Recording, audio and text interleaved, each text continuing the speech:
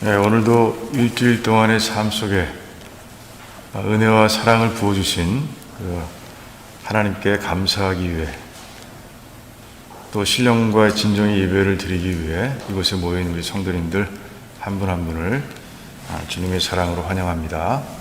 이제 묵도하시면서 우리 예배를 시작하겠습니다. 여호와께 감사하며 그 이름을 불러 아뢰며 그 행사를 만민 중에 알게 할지어다. 그에게 노래하며 그를 찬양하며 그의 모든 기사를 말할지어다. 그 성호를 자랑하라. 무릇 여호와를 구하는 자는 마음이 즐거울지로다. 여호와와 그 능력을 구할지어다. 그 얼굴을 항상 구할지어다. 그는 여호와 우리 하나님이시라. 그의 판단이 온 땅에 있도다. 하나님 감사합니다.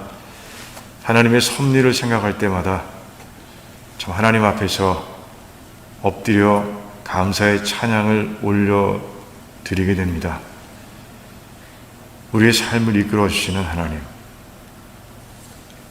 선한 길로 이끌어 가시는 하나님, 너무 감사합니다. 오늘도 하나님의 사랑과 은혜를 마음껏 높여드리며 찬양하기 위해 이곳에 모였사오니 하나님, 이곳에 모인 모든 백성들의 삶에 임하셔서 또다시 신령한 복과 은혜와 사랑을 넘치게 부어 주시옵소서. 감사합니다. 예수님의 이름으로 기도하옵나이다. 아멘.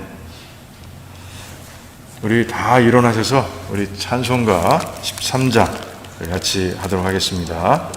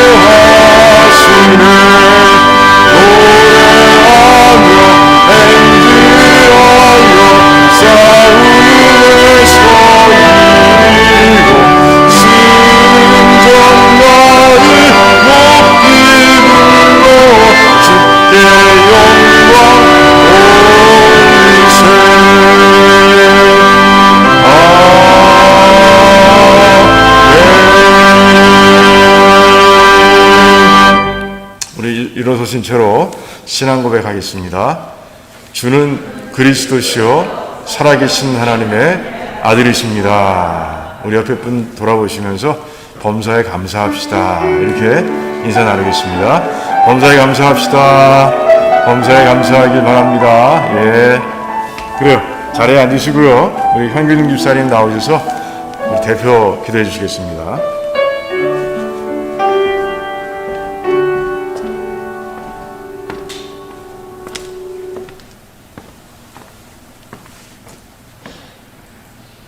세상의 만물을 창조하시고 당신의 형상을 담은 대로 저희들을 지으셔서 저희들에게 복 주시기를 원하시는 하나님께서 또 이 시간 저희들을 불러서 주님 앞에 그 감사와 찬양을 드리게 하여 주시니 감사합니다.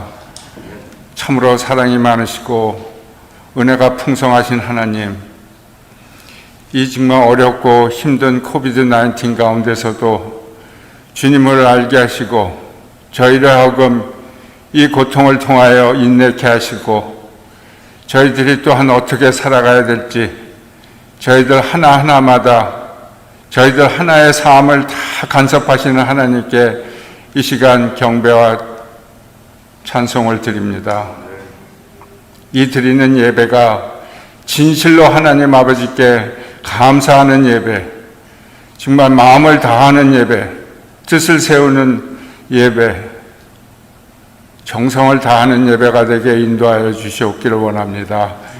그래서 함께 하시는 성령님이 저희들을 이 가운데 저희들이 흘리는 눈물을 씻어주시고 어렵고 이 힘든 가운데서도 주님의 그 크신 은혜와 자비로 저희들의 마음에 위로와 평강을 허락하시길 원합니다. 저희들 한가운데 계시는 하나님께서는 저희들을 일찍이 사랑하셔서 우리 주 예수 그리스도를 십자가에 못 박으셨습니다. 너무나 죄가 많기에 처음의 언약을 깨시고 주님을 통한 둘째 언약을 통하여 저희들의 하나님과 저희들의 관계를 회복하셨습니다. 이제는 저희가 주님 앞에 다시는 죄인으로 서지 않도록 주님 도와주시옵시고 그 길은 또 주님께서 사랑하시는 당신의 자녀들이 이제 화평하는 것으로 알고 있습니다. 주님, 수계 관계를 이루었으면 또 저희들이 수평으로 주님의 자녀답게 살아갈 수 있게 주님 이 시간 저희들을 이끌어 주시옵기를 원합니다. 너무 어렵다 보니까 주님, 저희들이 이 세상 살면서 너무 이기적이 돼갑니다. 너무나 자기만이 정말 힘들고 어려운 것으로 알고 있습니다. 그러다 보니 갈등하고 싸우고 미워할 수밖에 없습니다. 아버지가 아니면은 주님, 저희들은 이 마음을 달랠 수가 없습니다. 주님, 매일의 주님과의 대화 가운데 저희들의 마음에 온유와 겸손과 화평과 사랑을 허락하여 주시옵기를 원합니다. 그리하여 이 어려운 난국을 주님, 저희들 믿는 자들이 먼저 헤쳐나갈 수 있도록 나누고 사랑함으로써 주님, 저희가 헤쳐나갈 수 있게 주님 도와주시옵기를 원합니다. 무엇보다도 정말 이 어려운 시기에 제3세계에서 헐벗고 굶주리고 영원히 메마른 자들과 함께하는 세계 모든 선교사님들과 함께하기를 원합니다. 그들을 저희 위하여 저희가 기도하기를 원합니다. 그들의 고행을 듣고 같이 나누기를 원합니다. 저희들의 나눔이 있는 삶을 가질 수 있도록 주님 인도하여 주시옵기를 간절히 원합니다. 그것이 이 두란노치 힘들게 저희 성도들끼리, 저희 형제자매끼리 먼저 시작하기를 원합니다. 주님께서 이제 이 코비드-19을 아침에 안개처럼 완전히 주님 순식간에 없어주실 때 저희들이 이 교회에 모여서 주님의 그 크신 사랑을 알고 정말 모든 것에 회개하며 이제는 서로 사랑하여 주님의 뜻을 하나로 이루어드리는 교회가 될 수 있게 주님 도와주시옵소서. 또 그 가운데 주님, 저희들뿐이 아닙니다. 저희들의 2세들, 3세들 자꾸 주님 곁을 떠나고 있습니다. 아버지, 그들을 바라붙잡아 주시옵소서. 저희들이 그들을 위하여 간절히 기도하게 하시옵시고 내 자식을 사랑하듯이 주님의 자식된 그들을 애처롭게 여기고 기도하는 저희들 되게 하셔서 이 두란노에서부터 주님 이엠이 또한 청년이 모두 모여 함께 예배드릴 수 있기를 간절히 소망합니다. 오늘 이 시간도 주님이 저희들과 함께 하시며 말씀으로 저희들에게 위로가 되시고 평강을 허락하시며 또 능력으로 나타나셔서 저희들의 갈 길을 정하여 주실 것을 믿사오며 저희들을 영원한 기업으로 이끌어 주신 우리 좋으신 주 예수 그리스도로 감사하며 기도하였습니다. 아멘.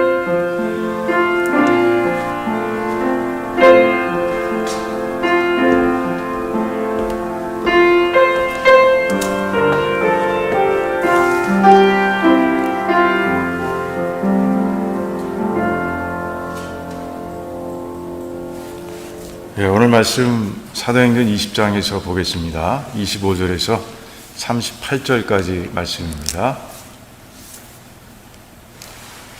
그래요. 우리 같이 교독하는 시간 갖겠습니다. 교독하겠습니다.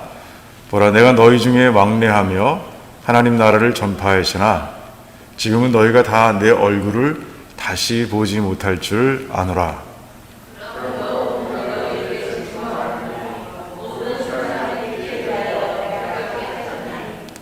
이는 내가 꺼리지 않고 하나님의 뜻을 다 너희에게 전하였음이라.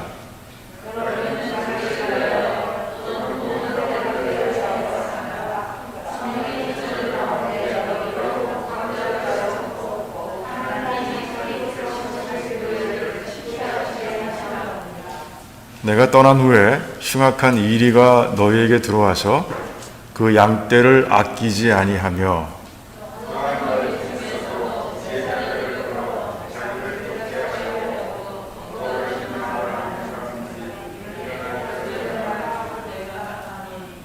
그러므로 너희가 일깨어 내가 3년이나 밤낮 쉬지 않고 눈물로 각 사람을 훈계하던 것을 기억하라.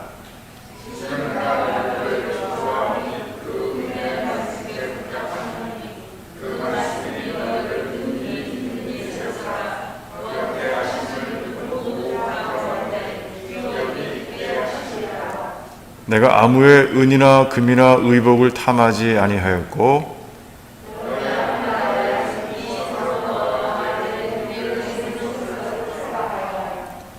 범사에 너에게 모본을 보였으니 곧 이같이 수고하여 약한 사람들을 돕고 또 주 예수의 친히 말씀하신 바 주는 것이 받는 것보다 복이 있다 하심을 기억하여 할지니라.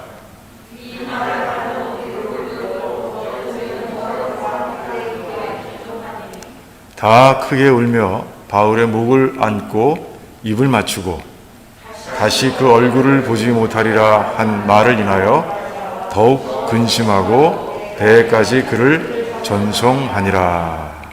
아멘. 아멘. 자, 기도하겠습니다. 하나님 감사합니다. 오늘도 하나님께서 이 말씀을 준비케 하신 그 은혜에 감사를 드립니다. 이 시간에도 주님께서 임하셔서 부족한 종의 머리와 가슴과 입술을 사용하시고 하나님의 진리가 우리 성도님들의 마음판에 새겨지도록 그렇게 직접 전해주시기를 원합니다. 이 땅을 살아가면서 하나님의 은혜의 말씀이 얼마나 큰 능력이며 우리에게는 축복인지를 다시 한번 깨닫는 아름다운 시간이 되도록 도와주시옵소서. 감사드리오며 예수님의 이름으로 기도하옵나이다. 아멘. 그래요. 드디어 주 기도문 묵상이 끝났습니다. 거의 2달간에 걸쳐서 주 기도문 묵상을 하고 이제 드디어 사도행전으로 돌아왔습니다. 사도행전 20장 말씀, 2달이나 떠났기 때문에 다시 돌아왔기 때문에 이제 이 말씀의 배경을 잠깐 설명하고 그러고 나서 본문으로 들어가는 것이 좋을 것 같아요. 자, 바울은요, 그 에베소에서의 3년 동안의 사역을 이제 잘 마쳤습니다. 그리고 이제 그곳을 떠나서 예루살렘으로 돌아오는 거예요. 하나님께서 여러 곳을 거치게 하셨고, 그런 가운데 이제 밀레도라는 곳에 도착을 합니다. 그 밀레드에 도착했는데 잠깐 시간이 나는 거예요. 그래서 그곳에 에베소 장로들을 모은 거죠. 그러니까 3년 동안 정말 온 힘을 다해서 사역을 하고 떠나는데 그 에베소를 그냥 지나칠 수는 없는 거예요. 들르긴 그렇고 시간이 안 되고 그렇다고 그냥 떠나기는 그렇고 그래서 이제 장로들을 불러서 이제 장로들이 모였을 때 그 에베소를 사랑하는 마음으로 이제 메시지, 자신의 그 마음을 담은 메시지를 전하고 있는 거예요. 오늘 말씀은 이제 그 가운데 하나입니다. 그 가운데 일부인데, 자, 오늘 말씀을 통해서는요, 이제 장로들에게 에베소 교회 잘 지켜달라고, 그리고 건강하게 세워달라고 그렇게 이제 부탁하고 있는 모습을 우리가 보게 됩니다.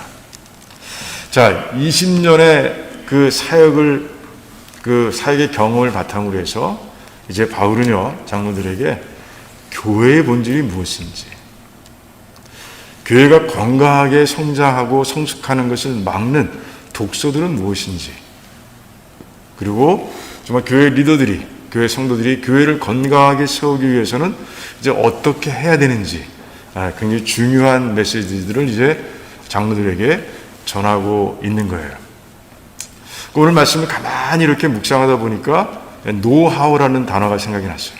그러니까 바울은 지금 자기가 선교 사역을 펼쳐가고 교회를 세워가는 가운데 성령 하나님께서 쌓아주신, 그 마음속에 쌓아주신 그 노하우를 지금 장로들에게 전해주고 있는 거예요. 근데 하나님께서 왜 이 노하우를 이 사도행전에 기록해 두셨을까요? 그래요. 시대를 초월해서 모든 교회와 성도들이 꼭 기억하고 그리고 꼭 실천해야 할 그런 내용이기 때문에 하나님께서는 이 성경 가운데 바울의 사역의 노하우를 기록해 두신 거예요. 이 굉장히 중요합니다. 그래서 우리 오늘 말씀을 가만히 같이 묵상하는 가운데 여러분들의 마음판에 이 노하우가 새겨지길 바라고요. 그리고 그 노하우를 그대로 실천하며 교회를 세워가는 가운데 우리가 모여있는 이 사랑의 공동체, 이 믿음의 공동체를 정말 아름답게 세워가는 저와 여러분들이 되시기를 주님의 이름으로 축원합니다. 자, 오늘 말씀 중 핵심은 그래요. 32절입니다. 이제 바울의 노하우가 거기에 담겨 있어요. 32절에 뭐라고 되어 있느냐?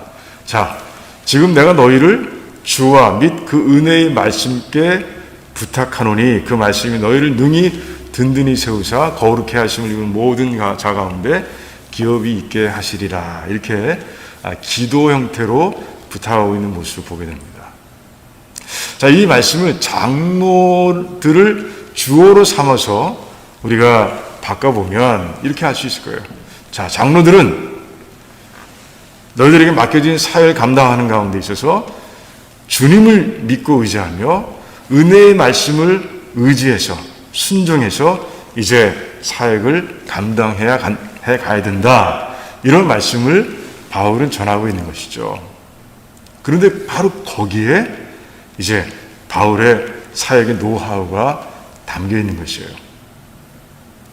나도 그렇게 했다는 것이죠. 자, 이 장로들도 그렇게 하라는 것이에요. 주님을 믿고 의지하고 그리고 은혜의 말씀에 의지해서 순종해서 이제 사역을 감당할 때 정말 교회가 든든히 세워지고 모든 사람들이 하나님께서 약속하신 영원한 기업을 받는 그런 공동체로 세워져 갈 것이다 라고 얘기하고 있는 것이에요. 자, 그리고 나서 이제 전체 말씀을 통해서 그 노하우가 얼마나 중요한 것인지를 설명하고 있는 모습을 보게 됩니다. 자, 먼저 첫 번째 노하우가 뭐라고요? 주님을 믿고 의지해야 된다는 것이죠. 주님을 믿고 의지하라. 굉장히 평범한 말씀입니다. 그런데 이 말씀의 중요성을 이제 바울은 이제 교회의 본질을 설명하는 가운데 이제 그 중요성을 설명하고 있는 모습을 우리가 보게 됩니다. 교회의 본질이 어디에 담겨 있느냐? 교회의 본질이 어디에 있느냐? 28절 말씀에 있습니다. 자, 28절 말씀을 보면 이제 하나님이 자기 피로 사신 교회 이렇게 기록되어 있습니다. 이 말씀 속에 교회가 무엇인지 대부분 다 들어가 있는 거예요. 그리고 이 말씀을 가만히 묵상하면 왜 우리가 주님을 믿고 의지하며 우리에게 맡겨진 사역을 감당해야 되는지 아주 분명하게 드러나는 것이에요. 자, 이 말씀에는요, 여러 가지 의미가 담겨 있는데 세 가지를 우리가 발견할 수 있어야 돼요. 첫 번째, 이 말씀 속에서 우리는요, 예수님을 향한 바울의 신앙 고백을 발견할 수 있어야 돼요. 자, 뭐라고 되어 있어요? 하나님이 자기 피로 사신 교회라고 되어 있습니다. 자, 누가 십자가에서 피를 흘렸습니까? 예수님께서 흘리셨죠. 자기 피로 사셨다. 그러니까 흘리신 분은 예수님이세요. 그런데 하나님으로 표현하고 있습니다. 바울은 이 표현을 통해서 예수님께서는 하나님이시다, 예수님께서는 성자 하나님이시다 라는 자신의 신앙을 분명하게 고백하고 있는 거예요. 교회는요, 이 예수님께서 하나님이시라는 이 신앙의 고백 위에 세워지는 거예요. 예수님께서도 말씀하셨죠. 베드로의 고백, 주는 그리스도시요 살아계신 하나님의 아들이십니다 하는 이 고백 위에 교회를 세우겠다고 아주 분명하게 말씀하셨어요. 그래서 우리는 매번 주일 예배 때 모여서 예배 드릴 때마다 그 고백을 예수님께, 하나님께 드리고 있는 거예요. 우리 교회가 그 고백 위에 세워지기를 원합니다 라고 우리가 이제 말씀드리고 있는 것이죠. 그렇습니다. 예수님께서 하나님이시다, 예수님께서 성자 하나님이시다, 이 고백은 교회의 본질이라는 것이죠. 자, 두 번째 이 말씀 속에 들어가 있는 교회의 본질은 뭐냐? 하나님의 무한한 은혜를 찬송하는 사람들이 되어야 한다는 것이에요. 성도들은 하나님의 무한하신 은혜를 찬송할 수 있어야 한다는 것이에요. 자, 왜 그렇습니까? 28절 말씀을 보면 자기 피로 사셨다고 되어 있어요. 자기 피로. 하나님께서, 예수님께서 그 값을 따질 수 없는 그 보혈로 한 사람 한 사람을 사셨다는 거예요. 우리가 교회에 이렇게 모여 있으니까 우리들은 그렇게 생각할 수 있습니다. 내가 내 의지대로 여기 나온 거지, 이렇게 생각할 수 있어요. 아니라는 것이죠. 바울은 분명히 고백합니다. 우리들이 이곳에 모일 수 있었던 것은, 교회의 멤버가 돼서 이제 천국을 상속받은 자가 될 수 있었던 것은 예수님께서 십자가에서 못 박혀 돌아가시면서 흘린 그 보혈 때문이다 라고 아주 분명하게 선포하고 있는 거예요. 교회는 어떤 곳입니까? 그래서 정말 우리 성도들이 하나님의 은혜에 감사하는 찬송으로 가득한 곳이 바로 교회여야 된다. 바울은 이 표현을 통해서 이렇게 고백하고 있는 거예요. 자, 세 번째, 교회의 본질은 무엇이냐? 이제 교회 오너십, 교회 오너십을 이 표현을 통해서 아주 분명하게 선포하고 있습니다. 누구예요? 교회의 주인은 누구십니까? 우리가 아니라는 것이에요. 나라는 얘기하죠. 나라는 우리가 주인이다 라고 얘기합니다. 하지만 교회는요, 주인이 하나님이신 거예요. 예수 그리스도 삼위일체의 하나님께서 이 교회의 주인 되신다는 것을 아주 분명하게 선포하고 있는 것이에요. 사셨다. 이 사셨다는 단어를 통해서 하나님의 소유다라는 것이 이제 고백되고 있는 것이죠. 그래요. 교회는 그래서 합치면 어떻습니까? 교회는 예수님께서 하나님이심을 믿는 자들이 하나님의 은혜를 통해서 구원받은 것을 감사하며 찬송하고, 그리고 마지막으로 그래요. 정말 이 교회의 주인이 하나님이신 것, 삼위일체의 하나님이신 것을 분명하게 알고 이제 세워져 가는 것, 그것이 바로 교회다라는 것이죠. 또 한 가지 표현이 있어요. 교회의 본질을 나타내는 또 한 가지 표현이 있습니다. 그것은 바로 28절에 보니까 이제 성령이 너희를 감독자로 삼으셨다라는 그런 표현입니다. 자, 우리에게 직분을 주시고 그리고 우리에게 사명을 맡겨주신 분이 누구예요?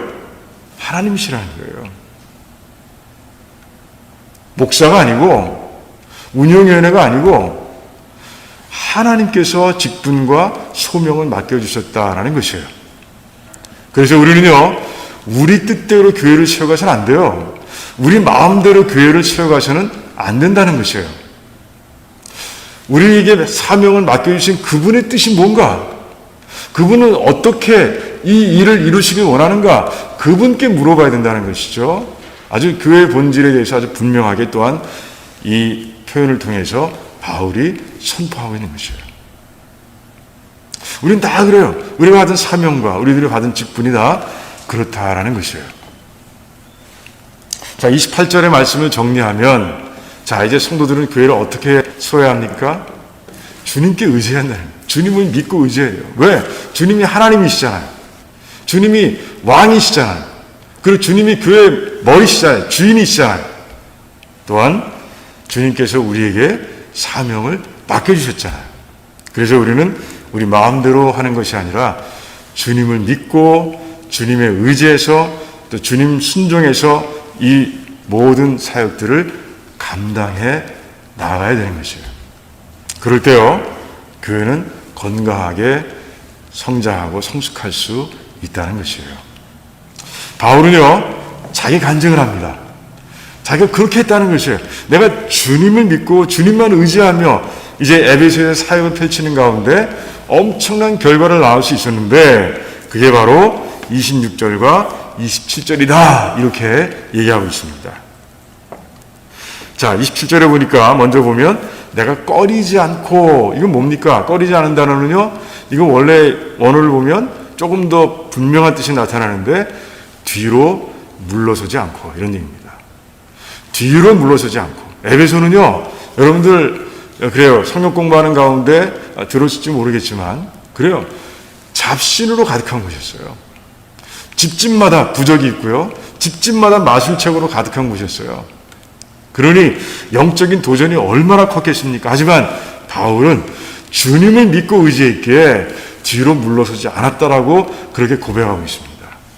그런 가운데 하나님의 뜻을 이 단어가 되게 도전적입니다. 우리에게 챌린지가 돼요. 내가 일부를, 내가 조금만, 거의 대부분 이게 아니라 다 너희들에게 전했다 이렇게 고백하고 있는 모습을 보게 됩니다. 주님을 믿고 의지했기 때문에 내가 이룰 수 있었다라고 고백하면서 26절에 보니까 모든 사람의 피에 대하여 내가 깨끗하다 이렇게 얘기하고 있습니다. 이게 무슨 말일까요? 모든 사람에 대해서, 모든 사람의 피에 대해서 내가 깨끗하다. 이 말씀은 이해하기 위해서는 에스겔서를 볼 수 있어요. 에스겔서 33장을 보면 이제 선지자 에스겔에게 말씀하시는 거예요. 그 선지자를 파수꾼에 비유하시는 거예요. 자, 파수꾼은 밤새 눈을 뜨고 있어야 합니다. 그리고 적군이 오면 빨리 알려줘서 이제 대비할 수 있도록 만들어야 합니다. 그런데 적군이 오에도 불구하고 잠들어서 알리지 못하면 그 피해가, 그 책임이 누구에게 있는 거예요? 파수꾼에게 있는 거죠. 똑같다는 거예요. 선지자들도 하나님 말씀이 임하시면 이제 백성들에게 바로 전해야 된다는 거예요. 그랬는데도 불구하고 그들이 하나님 말씀에 순종하지 않으면 그 백성들의 피해에 대한 책임은 그들에게 있다는 거죠. 선지자가 아니라 그들에게 있다. 하지만 하나님 말씀이 임했을 때 정확하게 하나님 말씀을 전했다면 백성들의 피해에 대한 책임은 아니죠. 어떻게 되는 거죠? 그래요. 만약에 말씀을 전하지 않으면 그래요. 그 모든 피해 책임은 선지자에게 있다라고 그렇게 말씀하고 있어요. 그게 바로 에스겔서 33장의 말씀이에요. 그것을 인용하고 있는 거예요.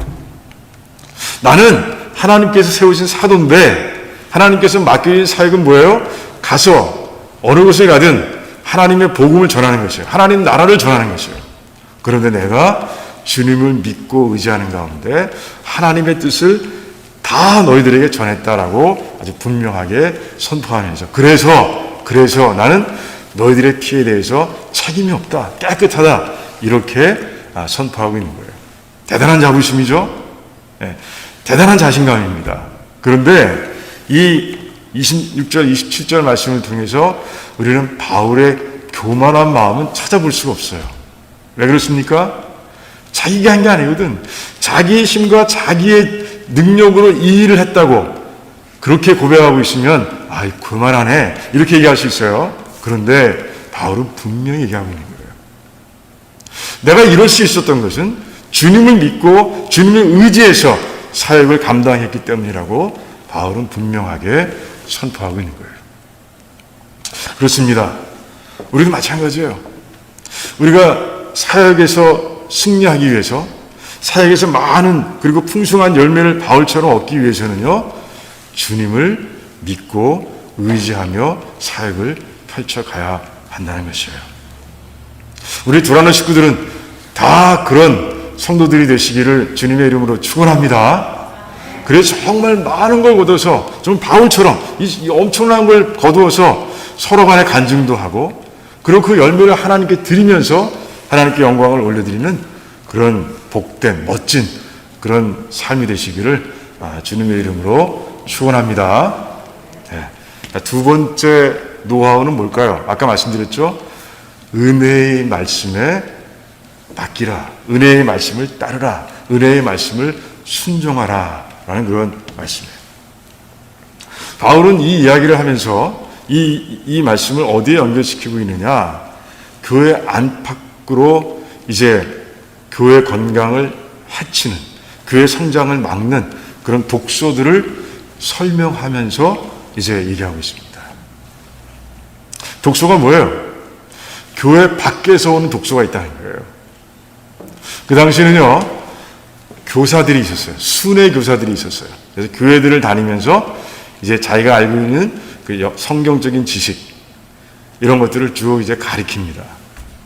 요즘같이 SNS가 발달해 있으면, 미디어가 발달해 있으면, 그리고 통신이 발달돼 있으면, 누가 거짓 선지자인지, 또 누가 좋은 선지자인지, 또 교사인지를 알고 서로 연락해서 경계도 하고, 또 맞고, 또 받아들여서 또 듣고 이랬을 거예요.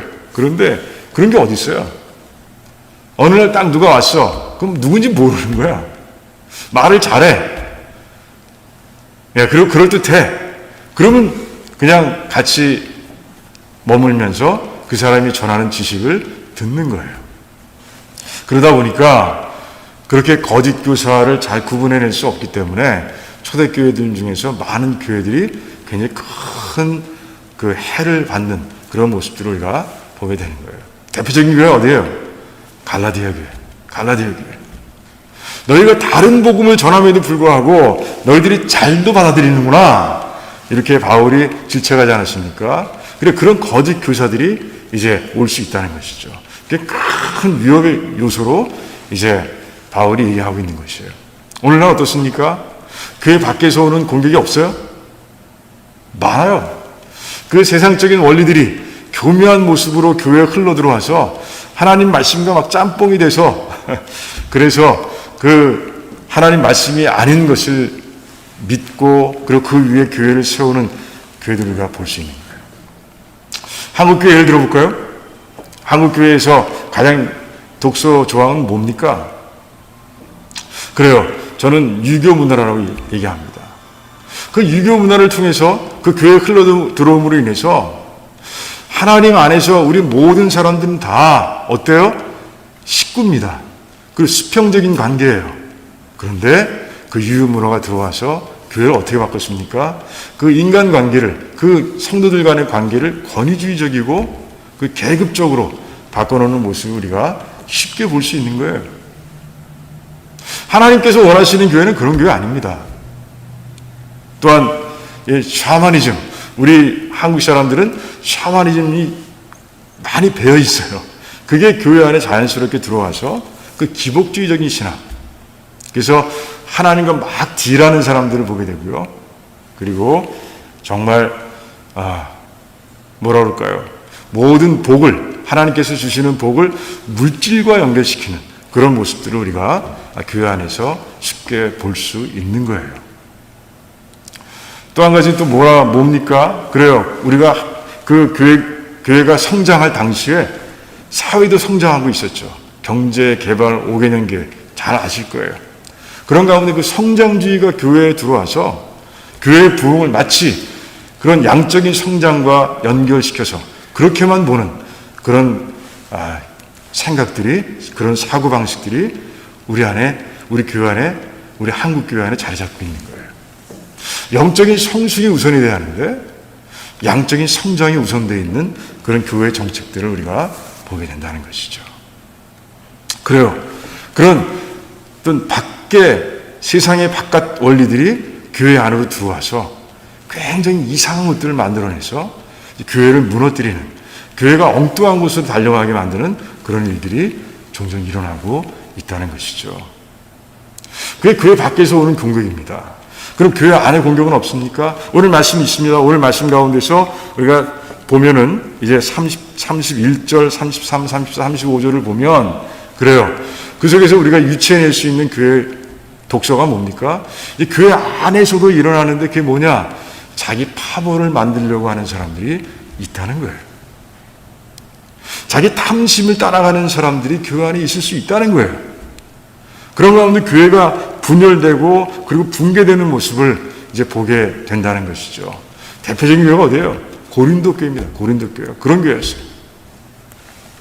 그리고 이 문제는요, 그래 뭐 내용도 바뀌지 않고 그대로 지금까지도 교회를 괴롭히는 그런 요소로 작용을 하고 있어요. 그 말씀을 하는 가운데 이제 바울은 얘기하는 것이에요. 내가 그래서 정말 3년 동안 밤낮 쉬지 않고 눈물로 너희들을 훈계했다고 얘기하고 있습니다. 훈계는 뭐예요? 말씀을 가르치는 것이죠. 내가 너희들 말씀으로 가르쳐서 그 말씀과 그 진리의 말씀 가운데서 그 잘못된 것들을 분별할 수 있는 눈이 너희들에게 생길 수 있도록 그렇게 노력했다고, 헌신했다고 바울은 얘기하고 있는 것이에요. 그러고 나서 그러니 너희들도 은혜의 말씀에 의지하고 순종하라, 이렇게 선포하고 있는 모습을 보게 되는 것이에요. 자, 그렇다면 이런 그 교회의 성장과 성숙을 방해하는 이 일들은 왜 일어나는 거예요? 누가 하는 거예요? 그렇죠? 사탄이 하는 것이에요. 사탄의 시험입니다. 바울은 이 에베소 장로들과 만난 후 한 5년쯤 후에 로마 감옥에서 에베소에 보내는 편지를 씁니다. 그 편지에서 뭐라고 그래요? 영적 전쟁을 얘기하고 있어요. 너희들 교회 밖에서 공격이 오고 교회 안에서 시험거리가 생기는데 이 모든 것이 다 너희들끼리의 싸움이 아니라 영적 전쟁이다. 사단과의 전쟁이다. 라고 이렇게 define, 정의하고 있는 모습을 보게 되는 것이에요. 자, 그런데 그 시험에 대해서 우리가 주기도문 하면서 봤잖아요. 여러분 기억하세요? 사단의 시험의 세 가지 특징 기억하십니까? 잘 기억이 안 나죠. 다시 한번 말씀드릴게요. 첫 번째 특징은 누구도 사단의 시험에서 벗어날 수 없다. 이거예요. 두 번째 뭡니까? 누구도 사단의 시험을 자신의 힘과 자신의 지혜로 감당할 수 없다라는 것이에요. 세 번째 뭡니까? 그래요. 사단의 시험은 때와 장소를 가리지 않는다. 이렇게 말씀드렸어요. 바울은 이 자신의 그 선교 사역하는 가운데서 이 사단의 시험에 이 공격의 집요함 그리고 무서움, 강력함 이걸 다 경험한 거예요. 그런 가운데 이제 너희들 이 공격, 사단의 공격에 주의하라라고 얘기하고 있는 것이에요. 그리고 나서 주는 말씀이 두 번째 노하우, 은혜의 말씀에 순종하라 이렇게 얘기하고 있습니다. 3년 동안 내가 너희들에게 그렇게 밤낮을 가리지 않고 말씀을 가르쳤던 이유가 바로 거기에 있다라고 얘기하고 있는 것이에요. 은혜의 말씀, 이 은혜라는 단어 때문에 또 은혜가 됩니다. 은혜는 뭐예요? 우리 스스로의 힘과 지혜로 가지거나 얻을 수 없는 것, 그것을 하나님께서 거저 주시는 것. 그게 바로 은혜입니다. 대표적인 게 뭐예요? 구원이죠. 구원입니다. 하나님께서 그 예수 그리스도를 희생하면서까지 이제 열어놓으신 그 구원의 문을 우리로 하여금, 믿는 사람들로 하여금 거저 이제 들어오게 하셨다는 것. 이게 바로 가장 대표적인 하나님의 은혜인 것이죠. 그런데 오늘 말씀과 이 은혜의 말씀을 연결해 보면, 은혜의 말씀 속에는 이제 은혜의 말씀, 여기 나오는 은혜의 말씀은 두 가지 내용을 담고 있는 것을 알 수 있습니다. 우리를 잘 아시는 하나님께서 사단의 시험을 우리 스스로는 이길 수 없다는 것을 너무너무 잘 아신다는 거예요. 그래서 성도들이 그 사단의 시험을 이길 수 있는 무기, 지혜와 능력을, 하나님의 지혜와 하나님의 능력을 이 말씀 속에 담아 놓으셨다는 거예요. 바울은 그래서 이제 장로들에게, 이 시대에 살아가는 성도들에게 그래서 은혜의 말씀에 의지하라고, 은혜의 말씀을 순종하라고 그렇게 이제 선포하고 있는 모습을 보게 되는 것이에요. 은혜의 말씀이 아니면, 그 말씀 속에 담겨있는 하나님의 은혜가 아니면 이길 수 없다는 거예요. 바울은 누구보다도 그걸 잘 알고 있기에 지금 이렇게 담대하게 그리고 아주 강력하게 선포하고 있는 것이에요. 예수님께서도요, 공생애 중에 그래요, 사단의 시험을 뭘로 이기셨어요? 하나님 말씀으로 이기셨어요. 하나님 말씀으로요. 마태복음 4장을 보면 이제 40일 동안 금식하는 가운데 광야에서 사단의 공격을 받는 주님의 모습을 봅니다. 그때 주님께서는요, 그 신명기의 말씀을 통해서 모든 시험을 이겨내시는 거예요. 그렇게 하나님의 말씀은 강력한 거예요. 그리고 정말 우리들에게 꼭 필요한 것이에요. 사역을 감당하는 가운데 수없이 많은 공격을 받습니다. 교회 밖에서, 교회 안에서 시험들이 있어요. 그 시험들을 이겨낼 수 있는 방법은 하나님의 은혜의 말씀에 담겨있는 무기들을 사용하는 것이라는, 아주 분명하게 선포하고 있는 것이에요. 이 말씀을 잘 기억하시기 바랍니다. 그래서 여러분들 정말 언제든지 어느 곳에서든지 시험을 만날 수 있는데, 그때마다 정말 하나님의 말씀, 그 은혜의 말씀으로 우리가 대적하기 위해서 말씀을 읽고 또 읽고 묵상하고 또 묵상하시기 바랍니다. 그래서 그 은혜의 말씀을 가지고 정말 사단의 공격에 이기고, 그리고 우리가 사랑하는 이 두란노 공동체, 믿음의 공동체를 정말 건강하게 잘 채워가는 저 여러분 되시기를 주님의 이름으로 축원합니다. 두 가지 기억하십시오. 첫 번째가 뭐예요? 첫 번째 노하우가 주님만 믿고 의지하라. 두 번째 노하우, 은혜의 말씀, 하나님의 말씀을 믿고 순종하라. 이 두 가지입니다. 여러분 꼭 기억하시고, 사역을 할 때마다, 하나님의 일을 감당할 때마다 여러분 꼭 기억하시고 그대로 행하시기 바랍니다. 그래서 정말 우리 교회가, 우리 성도님들, 시험을 이겨내고 교회를 잘 세워가는 성도들로 인해서 잘 건강하게 세워지길 바랍니다. 잠깐 우리 기도하는 시간 갖겠습니다. 오늘 말씀을 가지고 기도합니다. 나도 바울과 같이 되기를 원합니다. 나도 주님을 닮기를 원합니다. 바울의 이 노하우가 나의 삶 가운데 이제 그냥 삶이 되기를 원합니다. 그러니까 우리 뼛속까지 각인되기를 원합니다. 그렇게 하나님께 우리 기도하기를 원합니다. 또한 우리 코로나 바이러스를 놓고 같이 기도하기를 원합니다. 세 가지 기도하고 있습니다. 이 어려움이 우리에겐 시험이 되어, 단련이 되어, 단련의 과정이 되어서 우리의 믿음이 정금과 같이 나올 수 있도록, 그리고 이 어려움, 이 공격을 오늘 말씀대로 주님 의지하고 믿고 하나님 말씀을 가지고 이겨낼 수 있는 그런 삶이 되도록 서로서로를 위해서 중보기도 하는 가운데 아무도 이 바이러스에 걸리지 않고 또한 경제적으로도 힘들지 않도록 또한 하나님께서 이 바이러스를 거두어가시는 그 능력의 손길을 우리가 체험하도록 우리 같이 기도하기를 원합니다. 우리 같이 묵상으로 한 2, 3분 정도 기도하겠습니다.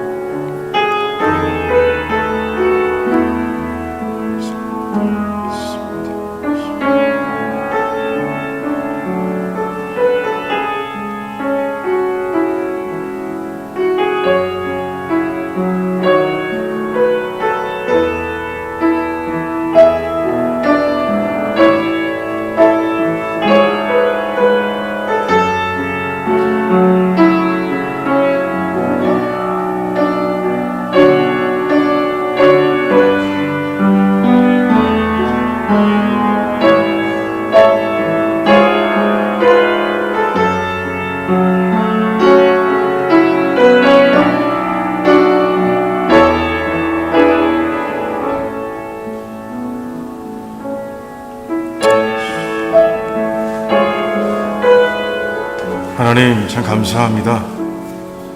오늘도 우리 귀한 백성들 하나님 앞에 간절히 기도드렸습니다.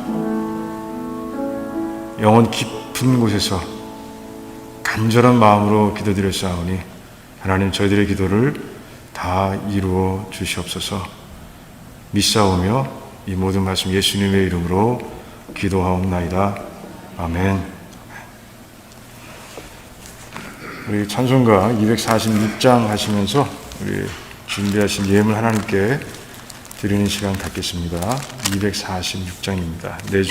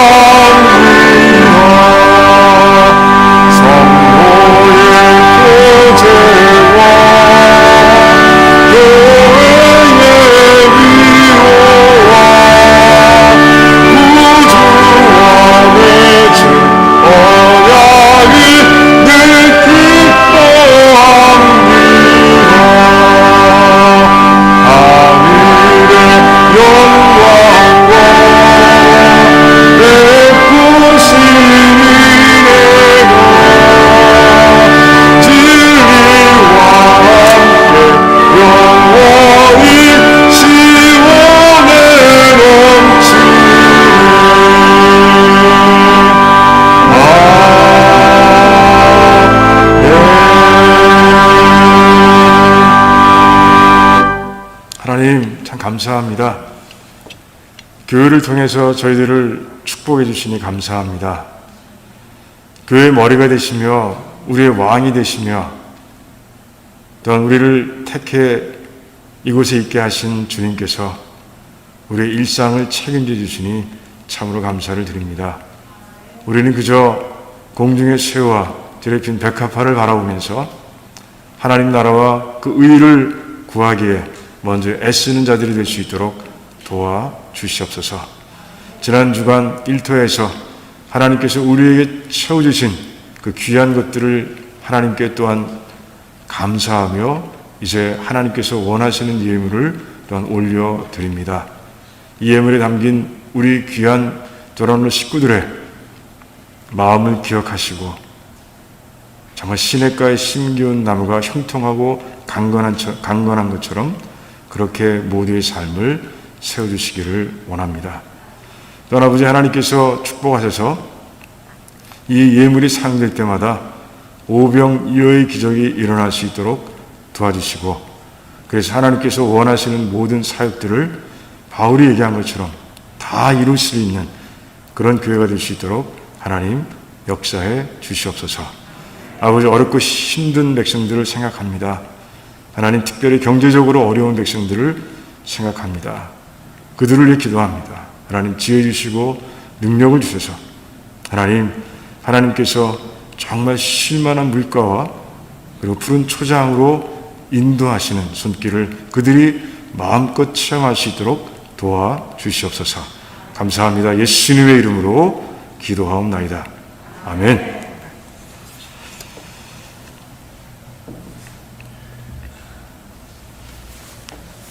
그래요. 우리 교회 소식 잠깐 나누겠습니다. 그래요. 방역에 대한 이야기들은 다 우리가 보고 있습니다. 저도 이제 마스크 쓰고 기도하고 설교하고 있습니다. 불편하지만 얼마 남지 않았어요.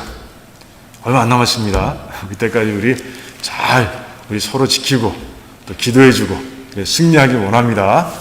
그래요.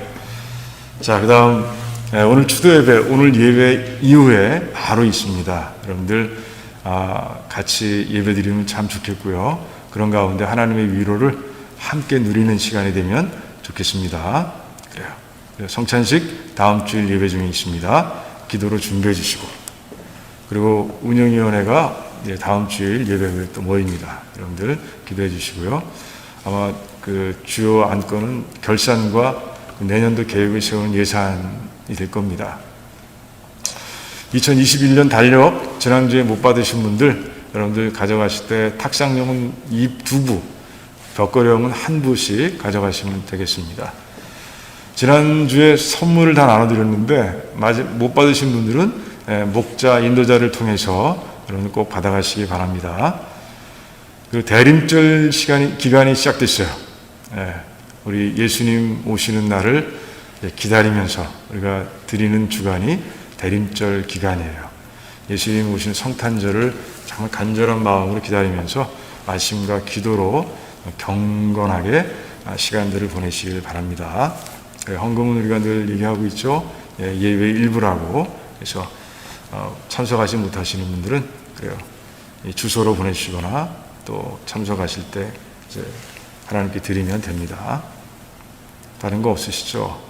그러면 우리 이제 그 축도로 마치겠는데요. 축도로 마치고 한 2, 3분 정도 이제 준비하는 시간 잠깐 갖고 바로 이제 추도 예배 갖도록 하겠습니다.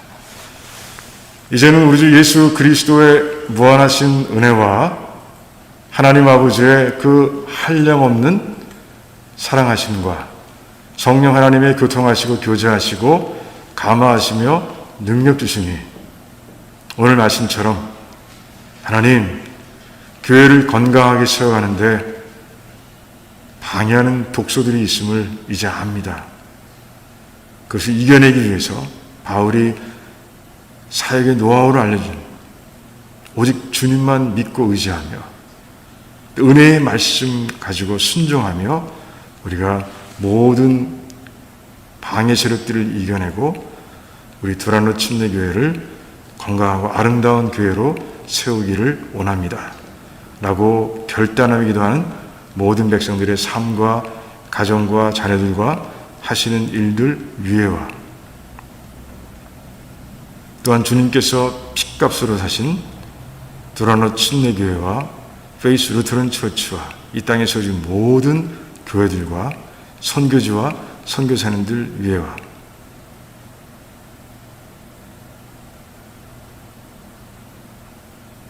또한 어려운 가운데서도 예수 그리스도를 믿고 의지하는 그런 귀한 백성들의 삶 위에 출타 중인 백성들 위에와